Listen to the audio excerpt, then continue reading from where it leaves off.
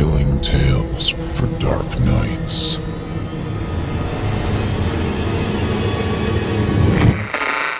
Want to make sure you never miss a Chilling Tales for Dark Nights video again? Be sure to subscribe and hit that bell to turn on notifications. Mike Gilbert paused before driving under the deer skull. Carved vines twisted along the arch at the entrance to Undergrove Salvage, with the bone-white skull centered at the top. He flicked a cigarette butt onto the road, then stepped on the gas. His Ford F-150 rumbled through the gate, following the sparks that left a trail of orange light like a fallen star.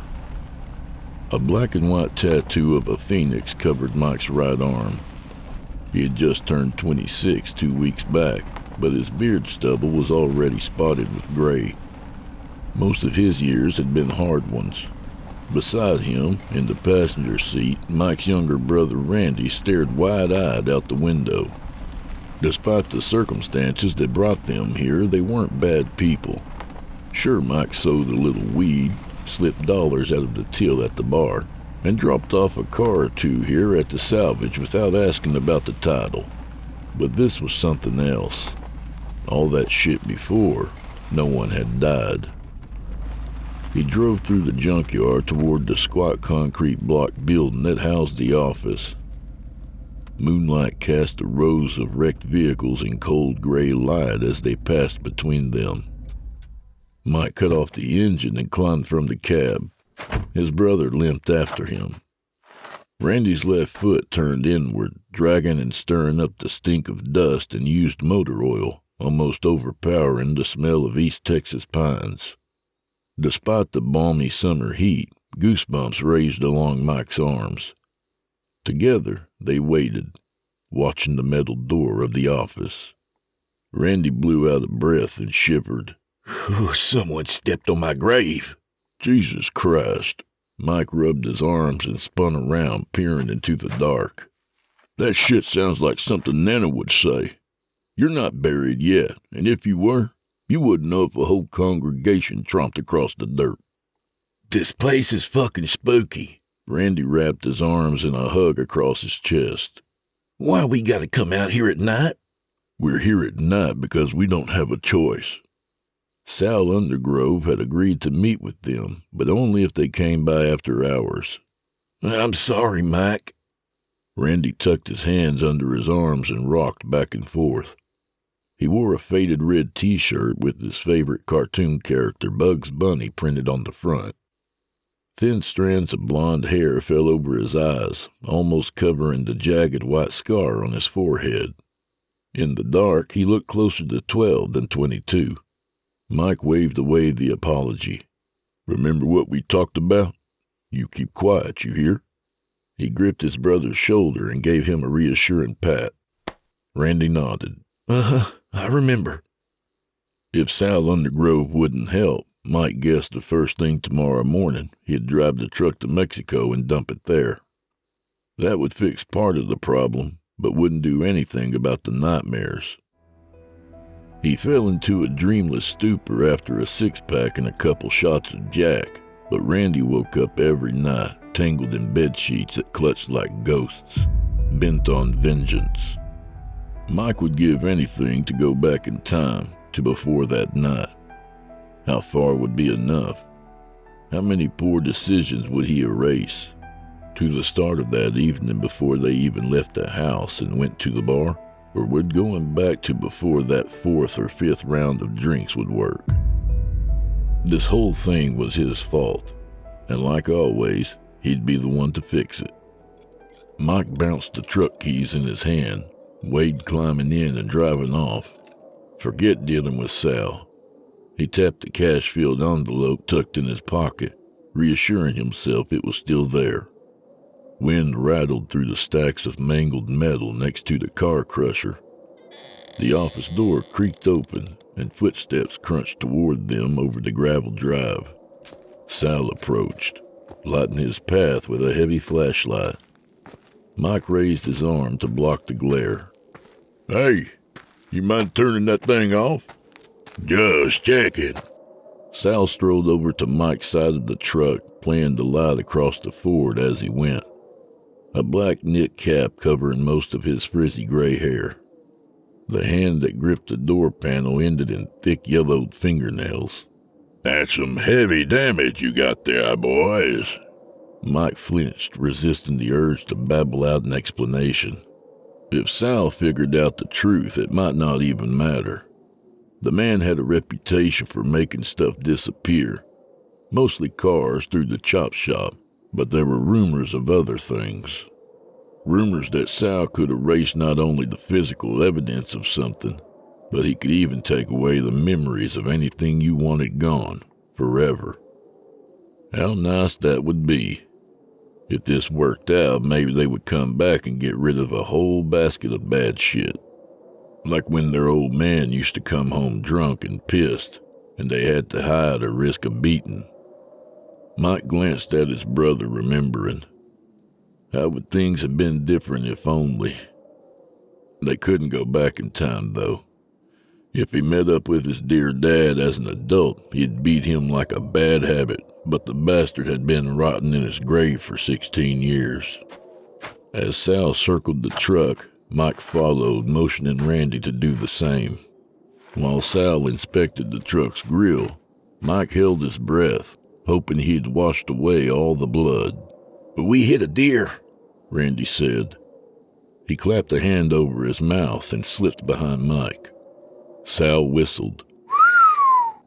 Front bumper, quarter panel, headlamp. He clicked off his flashlight. There must have been a hell of a deer. Question is, why bring it here? This truck been involved in something I should know about? Can't have the cops sniffing around. Mike scuffed a foot in the gravel. Gotta pay cash, and I thought you might give us a break. Old time's sake, you know. Old times is right. What's it been, over a year since you brought me anything? We were out of town, working the rigs. Mike ducked his head, grateful for the dark, glad Sal didn't see the nervous tick at the corner of his eye. Randy had wandered over to the car crusher. He stared up at the top of the tower of flattened cars next to it. Mike, there's a red Mustang, like you used to have. This one's a pancake, though. Get the hell back over here. Heat rose in Mike's face as he turned to Sal. Christ almighty if they didn't get out of here before a car fell on Randy. Look, can you fix it or not? Sal spread one large hand across the hood of the truck. He bent close to the grill and tilted his head as though listening for something. I might take the Ford off your hand. Cash money right now. Truck's only 2 years old. I still owe him the loan. Mike stuffed his hands in his pockets.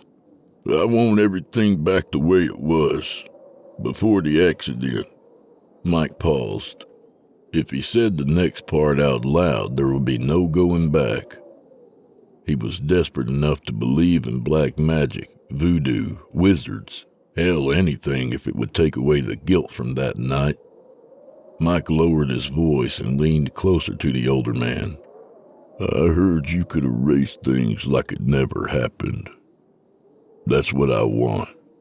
Whatever it costs, I'll pay it. Sal hawked and spit on the ground. You got yourself into a mess, haven't you? A truck, now that I can fix. I might help you with the other, but there's always something left on the scale. And you gotta square that debt yourself. Sal's eyes glinted yellow, like a cat's. What's dead is dead. No bringing that back. But the recollection of it... Sal paused, staring at Mike. At last he nodded.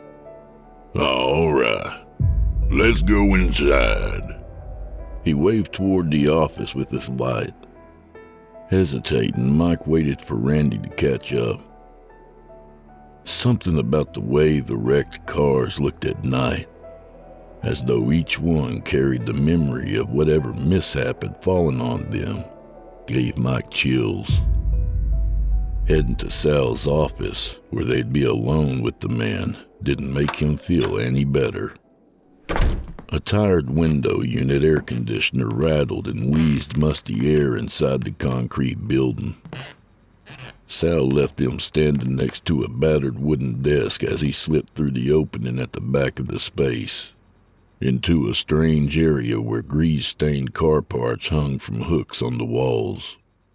"You wait here," Mike told Randy, before following Sal. Metal shelves sagging with repair manuals circled the room. Scattered among the dusty books were dozens of bell jars, the curved glass reflecting the light, concealing their contents until Mike stood close enough for his breath to fog the surface. Each jar held moss, twigs, and stone chips, arranged like scenes from the fairy tales their grandmother used to read to them. The old stories, where starving children wandered lost in the woods, and maidens had their hearts cut out by jealous witches.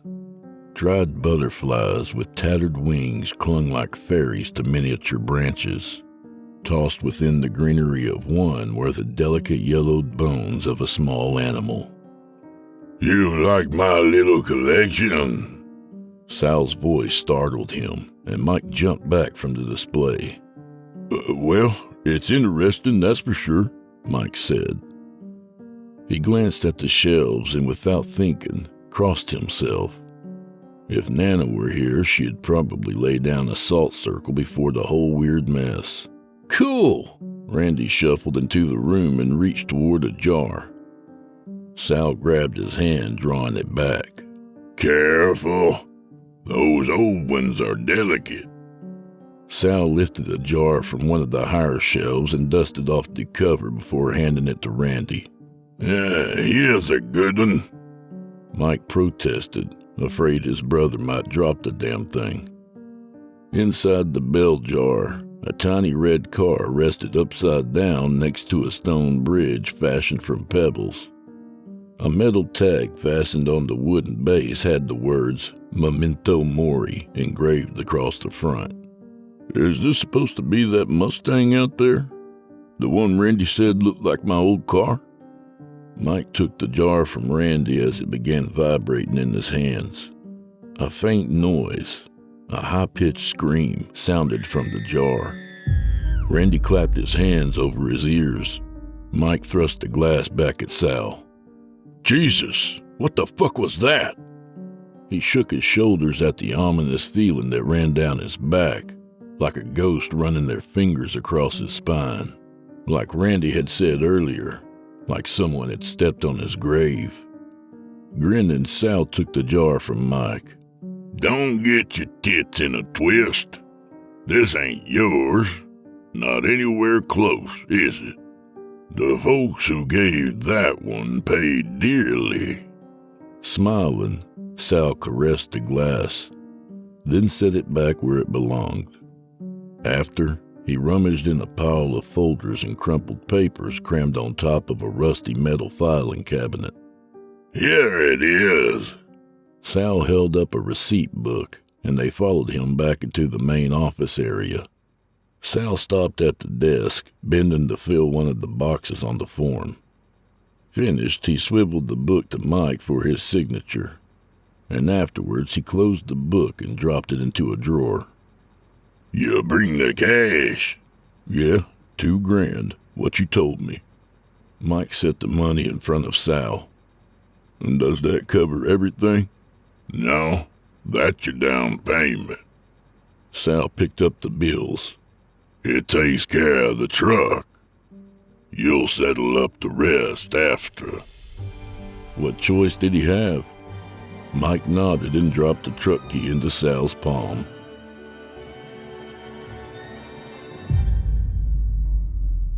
Two weeks later, Sal called.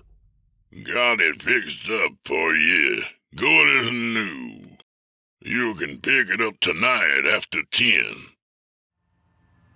It was closer to midnight by the time the brothers got a ride to the salvage yard. Mike begged a ride from Justine, one of the waitresses at the bar. They had to wait until after her shift. And when they got to the salvage yard, Justine refused to drive through the gate. No way, dude. That's some creepy-ass voodoo shit. She pointed at the deer skull hanging over the center of the entrance.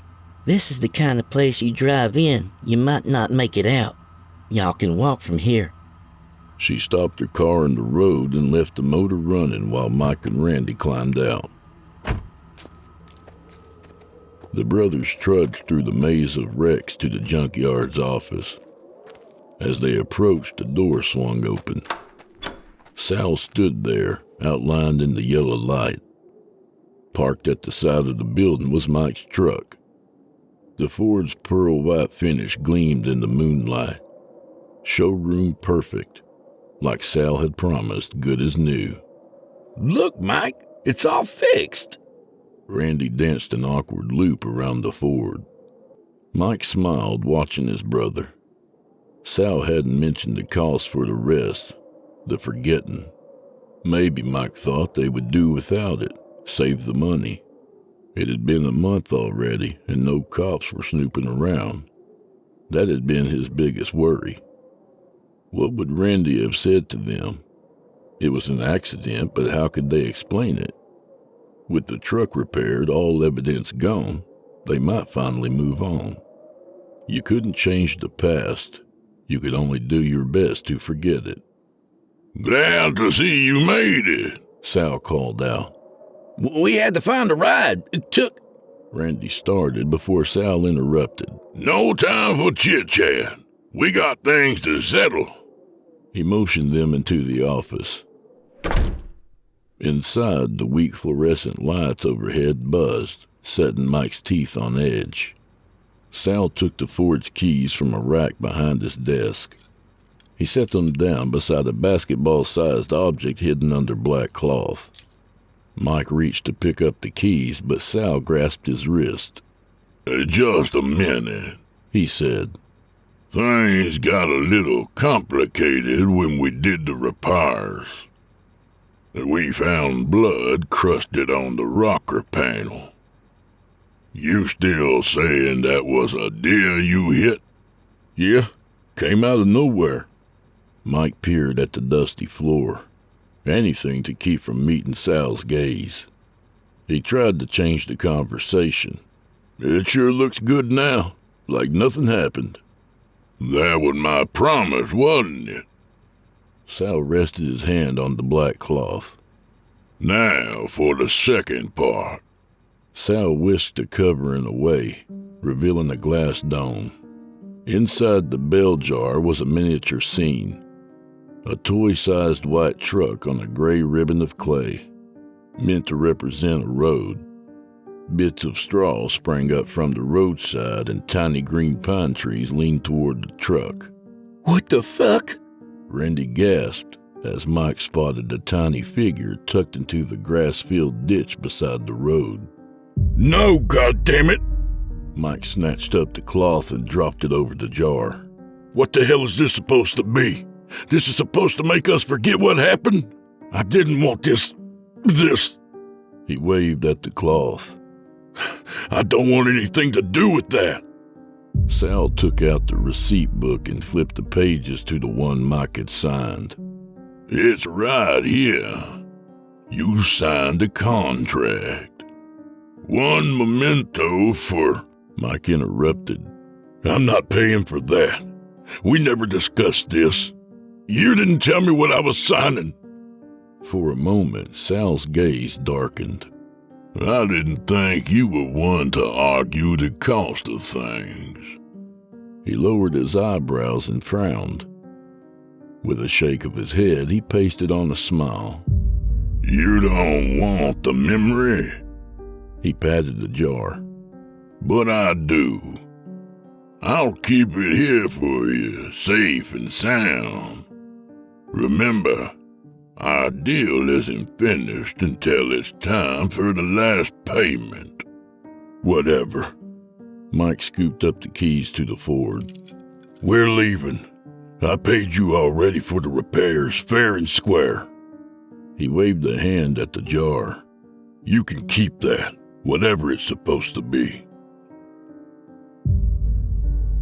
As they hustled to the Ford, Mike thought about handing the keys to Randy. Let him have the first drive in the repaired truck. But looking at his brother's pale face, he reconsidered. It would take some time to exorcise all the ghosts, purge those horrible memories. At first, after they left the junkyard, they traveled down the familiar smooth blacktop of the county road. By the third turn, however, the route turned to a rough hardpan covered in crushed rock. Pine trees loomed along the narrow lane, their branches meeting overhead in spots, making a tunnel of the route. This wasn't the way home, but it looked familiar somehow. Mike tossed his phone to Randy. See if you can get Google Maps to load. I don't know how the hell it happened, but I must have missed a turn somewhere. The pale green glow of the dashboard lit Randy's face. He blew out a breath and dropped the phone into the truck's console, then gazed out the window. No signal. Was that a pond? Did we pass a pond? Randy asked. It's pitch dark out. We wouldn't have seen a pond unless we drove straight into it. Mike blew out a breath and accelerated, trying to put some more of the road behind them. The moon shone through a gap in the trees, revealing a weathered gray farmhouse. Had they passed that earlier? Randy's foot tapped a quick beat on the floorboard. Outside, the pines rushed past in a blur. Mike reached over and tapped his brother's leg. It's okay. Ahead, the road curved and disappeared into the black forest. Randy sat up, peering out the windshield. No! Slow down! Mike glanced from the road for only a second. When he looked up, a horned figure, draped in white and gray cloth, stood revealed in the headlights. Too late, he twisted the steering wheel. The truck passed through the figure like it was a cloud of dust. Mike stomped the brake. What the hell? He jerked against his seatbelt as they slid sideways. The Ford thumped and slid through the loose rock as it slowed and finally stopped. What was that? Randy clutched his arm, fingers digging into the muscle. Mike shook him off. An animal, probably. What else was outside this late at night? Better stay calm. Get the truck back on the road. Stay here. I'll check it out.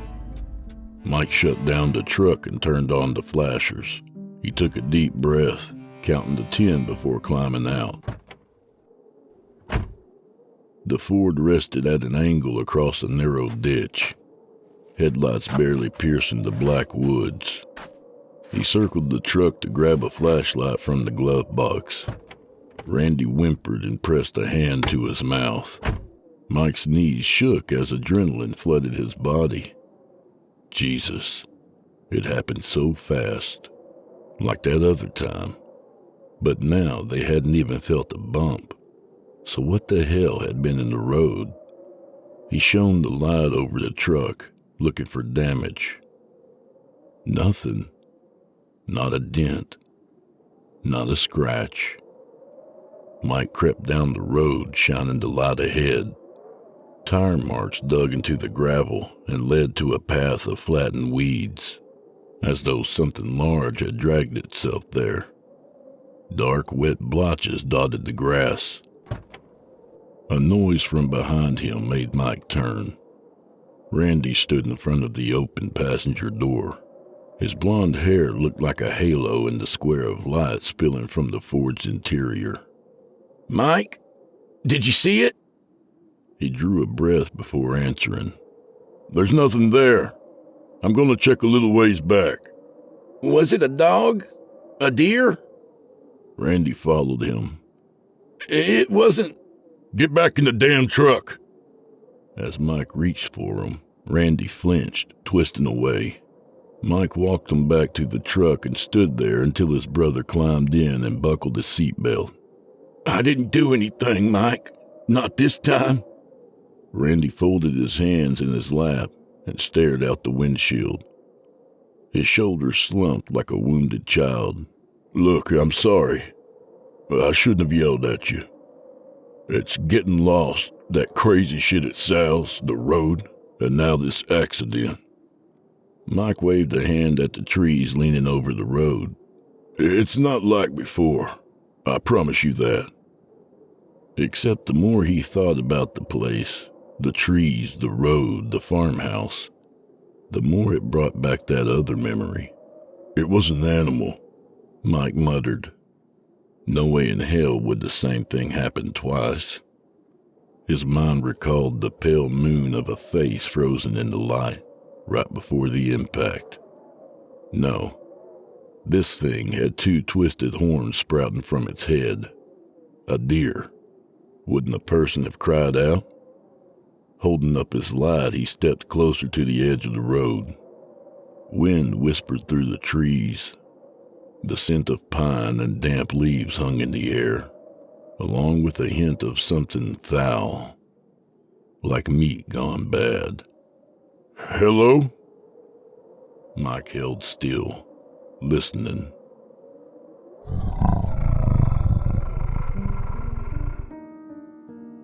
A strangled half-groan, half-growl sounded. He froze. If he didn't look, he wouldn't know. But if they had hit someone, they couldn't just drive away. Not again. Stepping from the road, he kept clear of the damp trail that led toward the woods. About 10 yards in, a flattened circle lay swirled in the long grass.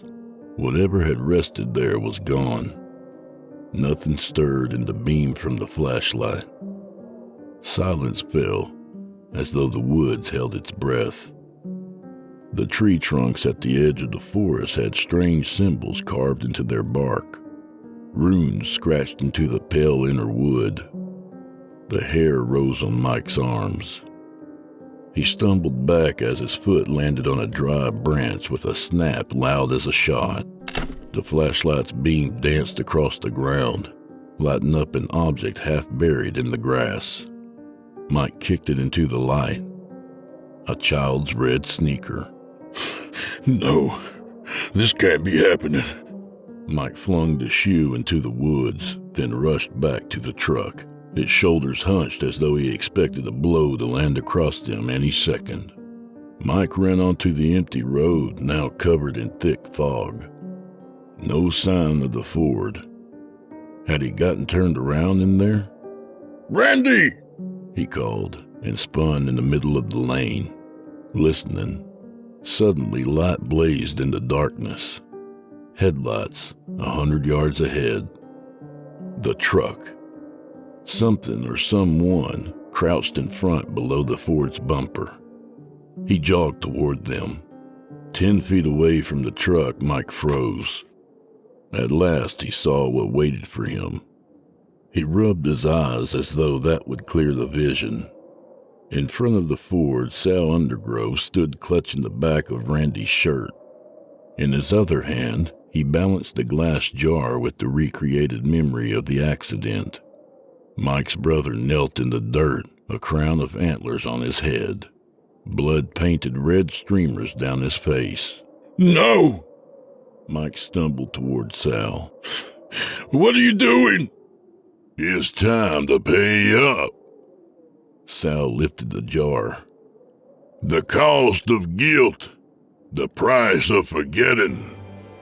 An eye for an eye, a death for a death. For a moment, Mike considered knocking the glass jar from his hands. As though Sal knew his thoughts, he stepped back, hugging the glass to his chest. Fog swirled around his feet and wrapped the man in a gray cloak. Instead of flesh and blood, he clutched the jar with skeletal hands. His face melted away, revealing a skull with glowing yellow eyes.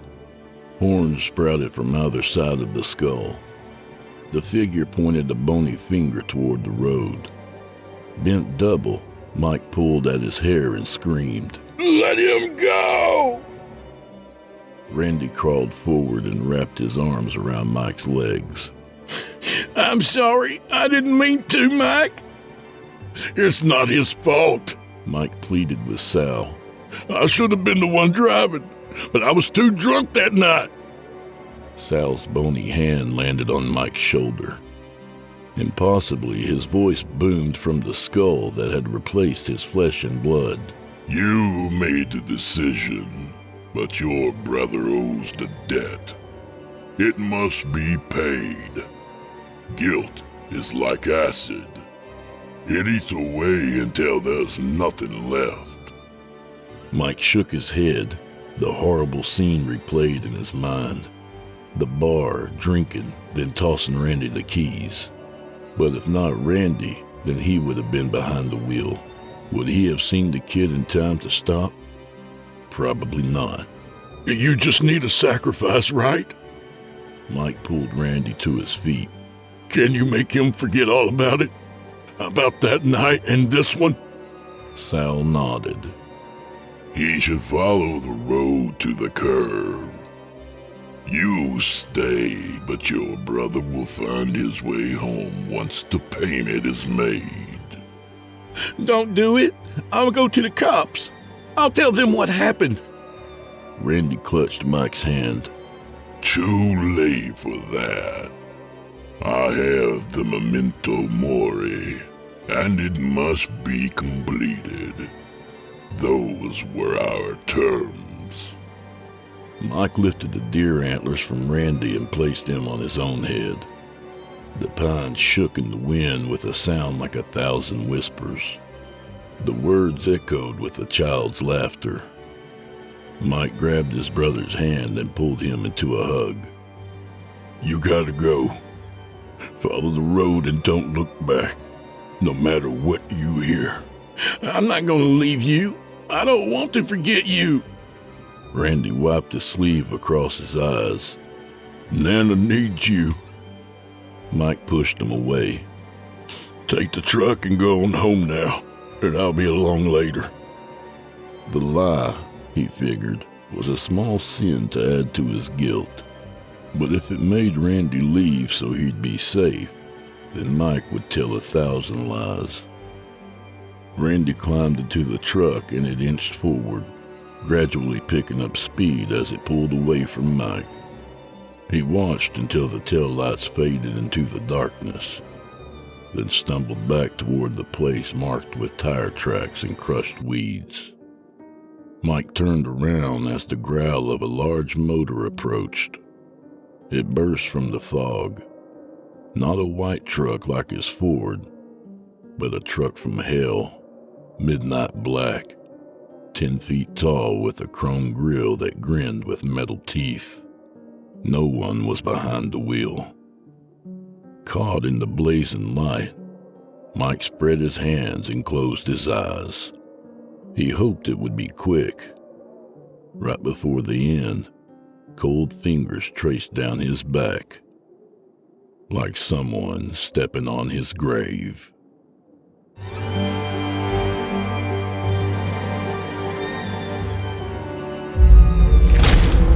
Chilling tales for dark nights.